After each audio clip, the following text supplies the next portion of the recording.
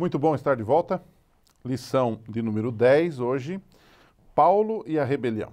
Como o título já diz, nós vamos estudar um pouquinho sobre ensinos, conceitos desenvolvidos pelo apóstolo Paulo em relação ao grande conflito. O que podemos aprender deles? Deixa eu lhe dar uma primeira dica, como velho professor da escola sabatina. Nesta semana, como nas outras também, nós temos uma abundância de material para a semana inteira. E que se você não tiver cuidado, você passa os 30 minutos ou 35 da lição só num ponto e esquece dos demais. Vou lhe dar uma dica de professor velho. É que você deve escolher os pontos, fazer um resumo dos pontos e se dedicar mais àqueles que você acha que são importantes para a sua unidade. Escolha os pontos.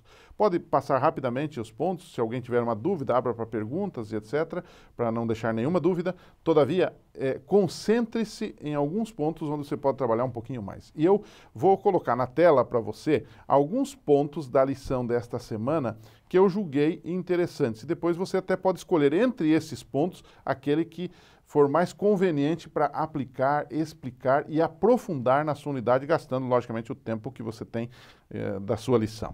Então, eu coloquei aqui com letras. Letra A, quais os ensinos de Paulo que podem ter relação com o grande conflito? E eu coloquei alguns desses ensinos que estão na lição e estão na Bíblia. Letra A, Paulo fala do pecado entrando no mundo através da desobediência de Adão e Eva. Ele diz o pecado entrou por Adão e Eva. Romanos 5, verso 12. Depois você lê esse texto. Letra B, Paulo fala de que a justiça veio, ao contrário, através de Jesus Cristo. Romanos 5, verso 15. São temas bem conhecidos nossos. Letra C, Paulo, então, começa agora a descrever a igreja, ou escrever sobre a igreja, como edificada sobre Cristo. 1 Coríntios 3, 12 a 15. Ou seja, percebeu a sequência?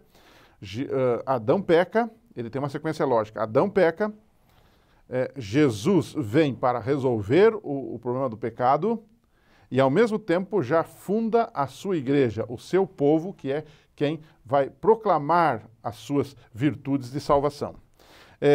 Então, letra D, agora, Paulo, ele dá algumas explicações sobre esta igreja. Ele diz assim, ele diz que se essa edificação não for sobre Cristo, a igreja não for sobre Cristo, será um material perecível no dia do juízo. Então ele já aqui está levantando a possibilidade de um juízo, a realidade de um juízo. 1 Coríntios 3, 13. Letra E, Paulo apresenta a igreja como um corpo com vários membros e vários dons. Talvez aqui a gente pudesse trabalhar um pouco mais, além do que já trabalhamos nos outros tópicos.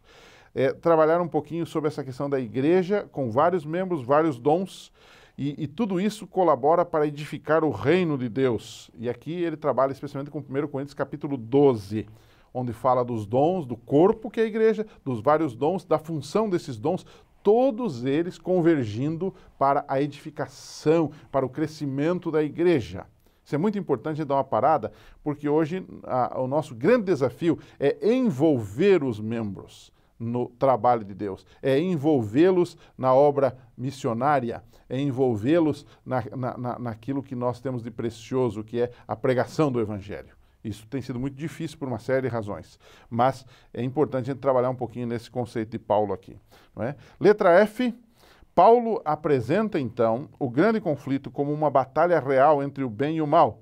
Tanto é que ele trabalha em Efésios 6, 11 a 17, falando das armas, não é? Ele fala do capacete da salvação, não é? Da espada, não é? Ele fala de todos aquele armamento inspirado nos soldados da época dele, do mundo da época dele, ele trabalha isso tudo. Então, para ele, o grande conflito era uma realidade, não era apenas uma ficção, era uma coisa que de fato já estava ocorrendo. E, finalmente, Paulo, nos seus ensinos teológicos, ele diz que a morte é o último inimigo a ser vencido. E ele apresenta a certeza da ressurreição e do triunfo de Cristo. 1 Coríntios 15, 12 a 18. Ou seja, ele diz, a guerra está aí, a guerra é real, as armas estão aí, os lados estão aí, O último inimigo que será vencido é a morte, mas Jesus já venceu. Ele voltará. A ressurreição é uma realidade. Creiamos nisto. É isso que ele está dizendo. E então, para arrematar nessa semana, que tal a gente reler com a classe, pedir que cada um leia um versinho, Efésios 6, 11 a 17, as armas do cristão, e conversar e dialogar sobre estas armas e como estamos usando essas armas no nosso dia a dia. Um abraço, nos reencontraremos.